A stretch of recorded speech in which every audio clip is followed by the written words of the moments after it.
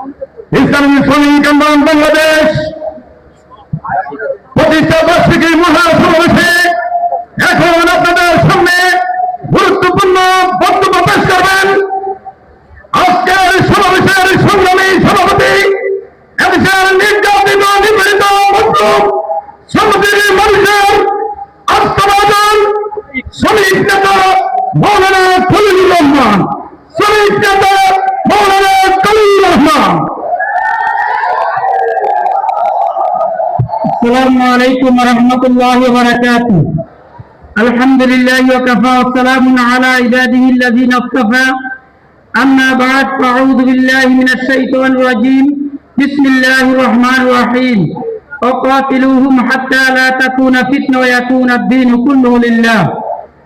ইসলামী শ্রমিক আন্দোলন কর্তৃক আয়োজিত অধ্যকার প্রতিষ্ঠা বার্ষিকী সমাবেশের মহতারাম প্রধান অতিথি, বাংলার লাখ ও কোটি মানুষের রাজনৈতিক ও আধ্যাত্মিক নেতা, শ্রমিকদের আস্থাভাজন নেতা আমিরুল মুজাহিদিন হযরত পীর সাহেব হুজুর সরমনাই, বিশেষ অতিথি হিসেবে উপস্থিত রয়েছেন ইসলামী আন্দোলন বাংলাদেশের সিনিয়র নায়েবে আমির, জুলাই গণ অভ্যুত্থানের রাজপথের লড়াকু সৈনিক মুফতি সৈয়দ মোহাম্মদ ফয়জুল করিম সাহেব সরমনাই, উপস্থিত কেন্দ্রীয় জাতীয় নেতৃবৃন্দ, সমবেত ভাইয়েরা, ইসলামী শ্রমিক আন্দোলন বাংলাদেশের পক্ষ থেকে আপনাদেরকে জানাই প্রতিষ্ঠা বার্ষিকীর শুভেচ্ছা ও অভিনন্দন।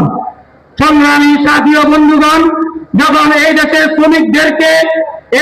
শ্রমিকদের উপর নির্যাতন নিপীড়নের ইসলাম রোলার চলছিল, যখন এই দেশের শ্রমিকদেরকে বিক্রি করে সে অসহায় শ্রমিক নেতারা আঙুল ফুলে কলা গাছ হয়েছিল, যখন এই দেশের শ্রমিকদের উপর গুলি চলেছিল, এই দেশের শ্রমিকদেরকে সে কারাগারে বন্দী করা হয়েছিল, এই দেশের শ্রমিকরা যখন সকল নাগরিক সুবিধা অধিকার থেকে বঞ্চিত ছিল, তখনই বাংলার কুতুব আমাদের হযরত পীর সাহেব সরমনাই সাহেব রহমতুল্লাহ আলাইহি 2006 সালের 9 অক্টোবর ইসলামী শ্রমিক আন্দোলন গঠন করেছে। আল্লাহর মেহরবানিতে আমরা বর্তমান মহতারাম আমির এবং সাহেব সরমনাই নেতৃত্বে সারা বাংলাদেশের সকল জেলা, সকল থানা, উপজেলা, সকল ইউনিয়ন, সকল ওয়ার্ডে ইসলামী শ্রমিক আন্দোলনের কার্যক্রমকে বিস্তৃত করেছি, যার সাক্ষী আজকের এই সমাবেশ। আজকে প্রতিকূল পরিবেশও আপনারা আজকে এখানে সাড়া দিয়েছেন, আপনাদেরকে আমরা অভিনন্দন জানাই। আমি বক্তব্য দীর্ঘায়িত করব না, সাংবাদিক ভাইয়েরা আমাদেরকে সহযোগিতা করেছেন, আজকের সমাবেশের পক্ষ থেকে আপনাদেরকে অভিনন্দন জানাই। আইন শৃঙ্খলা বাহিনী আমাদেরকে সহযোগিতা করেছেন, তাদেরকে আমরা অভিনন্দন জানাই। আজকে প্রোগ্রামে যারা অংশগ্রহণ করেছেন, বক্তব্য রেখেছেন, আপনারা আমাদেরকে সহযোগিতা করেছেন, আমরা অভিনন্দন জানাই। আমি সারা দেশের সকল শ্রমিক ভাইদেরকে বলবো, আর সামনে আমাদের জাতীয় নির্বাচন ঠিক কিনা। আমাদের সাহেব রহমতুল্লাহ বলেছেন যে নেতা নয়, নীতির পরিবর্তন চাই।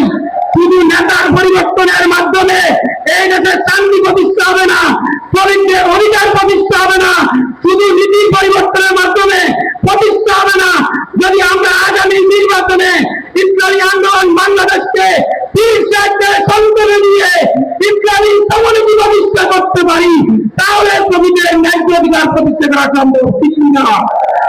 তাই এখান থেকে যাওয়ার পর আমরা আমাদের প্রত্যেক ওয়ার্ডে ইসলামী শ্রমিক আন্দোলন দুর্গ করে তুলব।